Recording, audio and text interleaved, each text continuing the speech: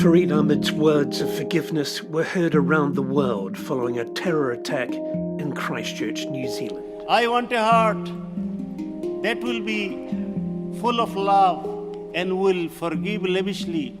Farid's wife Husna was among 51 Muslims massacred as they worshipped at two city mosques.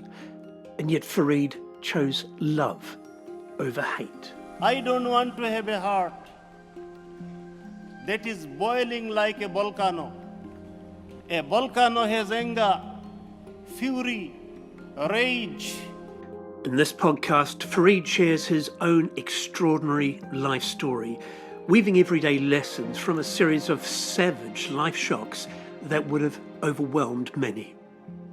He explores the nature of compassion and how forgiveness has helped him deal with his own trauma. People ask me, why did you forgive someone who has killed your loved wife, beloved wife?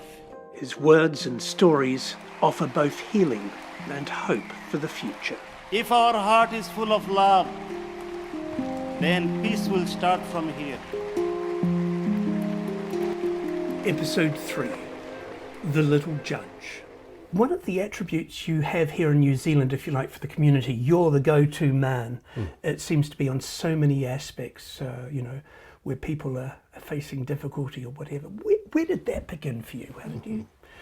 Yeah, first of all, it's a privilege that people come to me. It's a privilege. I feel very honored about it. So how did it start? It started from childhood. Because my grandfather, my father, they were sort of the leader of the village. Okay. And they were very influential leader in our entire area as well. So we had about 8 villages in our area. I don't know how many thousand, but many thousands of people, because our population is very crowded.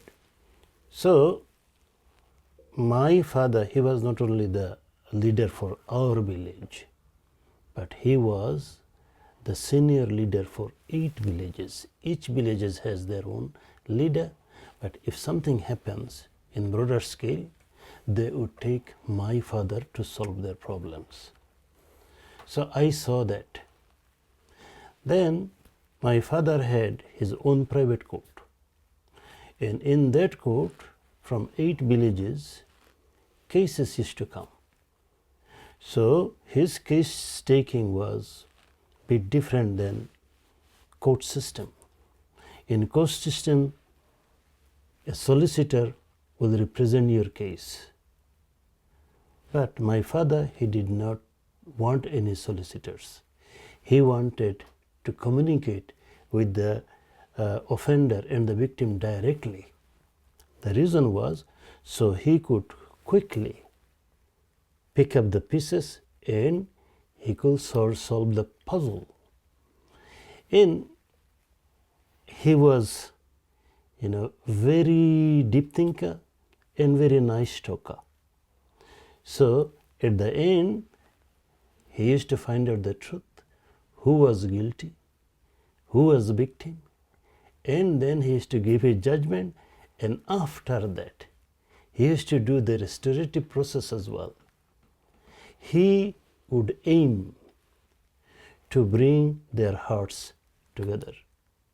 Either they will forgive one another, or there will be a compensation thing.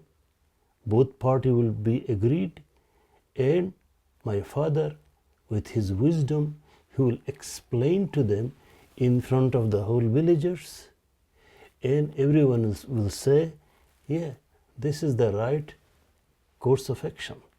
So both parties, they agrees, and they go home with happiness, without grudge. The idea was so that you could not just punish one and then leave another one, and then they will go away still anger in their heart or overjoy in their heart on one side, and another side with sadness or with anger, with the aim to revenge again if they can.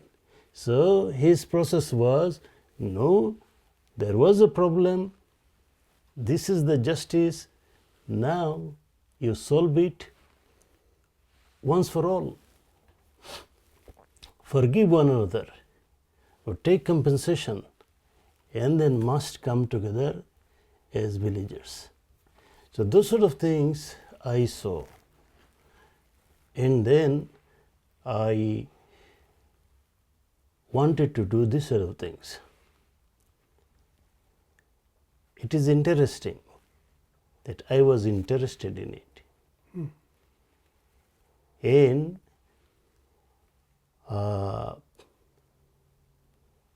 I started doing it, but I didn't have any courtroom. So this is like a plaything as a young child to follow what your father was doing. Yeah, and I'm talking about the age between 5 and 6. Okay. It started then. So I didn't have a courtroom, but I had lots of trees in our home. So one of the tree, under the tree,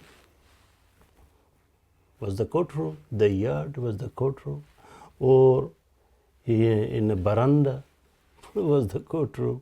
Wherever we had facility. The thing was,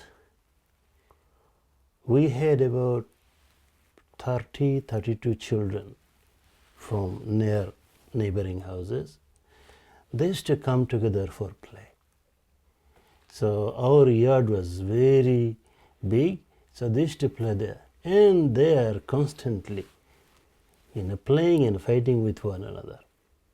And they would come to me. Why they would come to me? Because they wanted me to solve their problems. If I think that was there any other attraction I had to attract them, yes. Since my childhood, I used to be a storyteller. I could imagine and make a false story. Now I look back and I laugh at myself. But the thing is, I had listeners.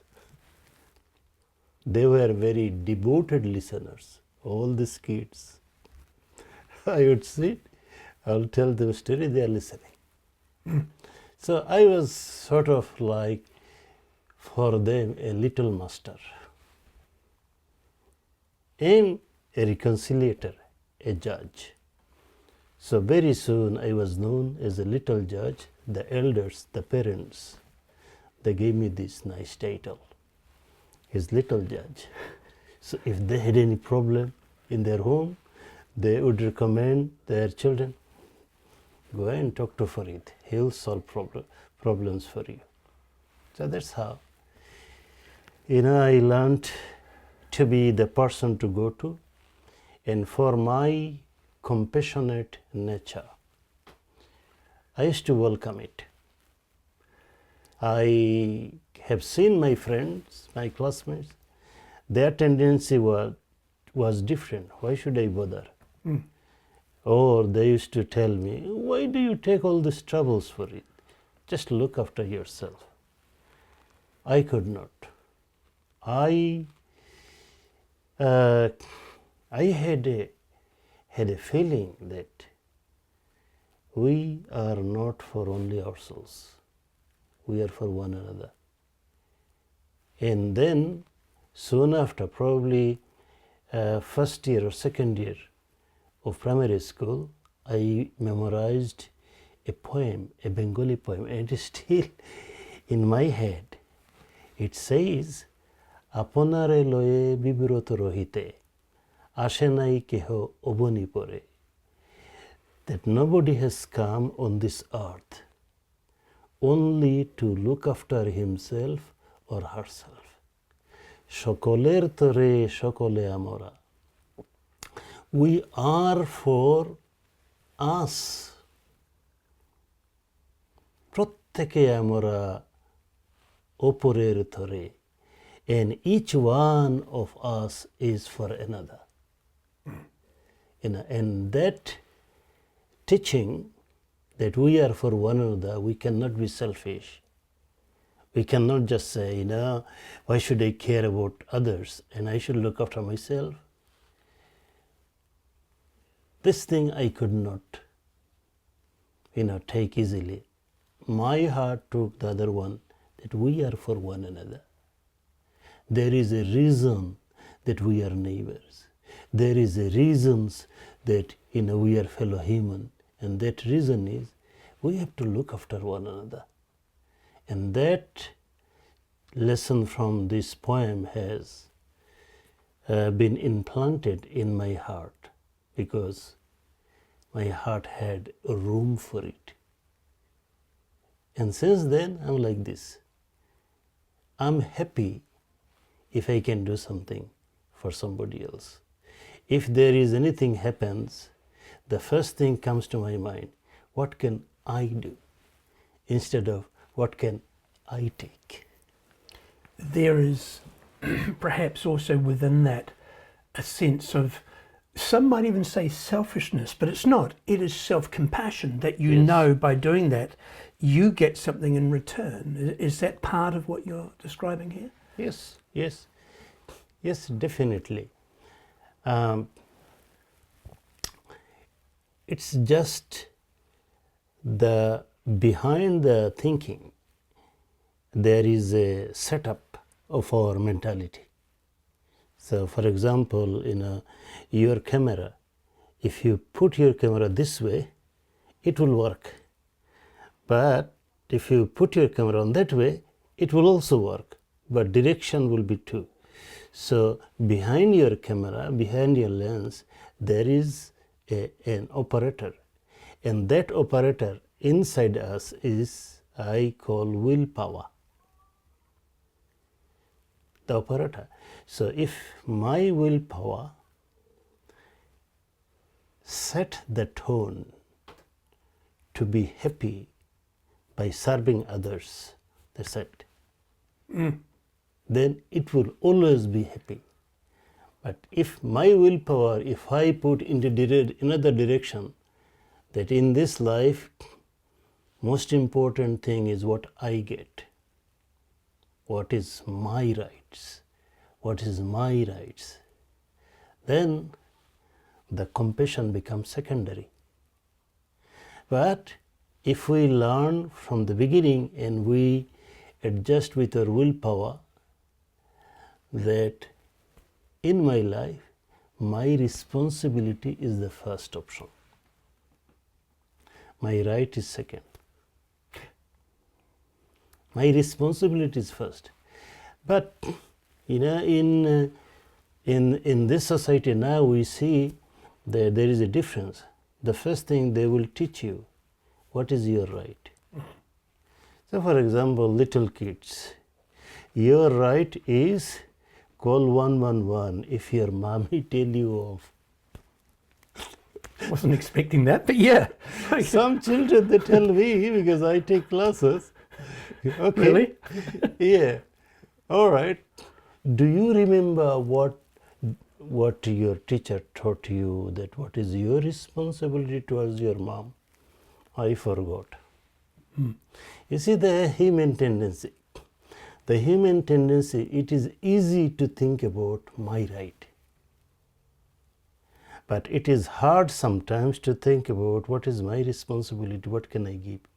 But once we set it up through parental example, through environment, through education, through cultural influences, once our mind is set up that I want to give as much as I can, I want to be responsible as much as I can, then it becomes totally easy.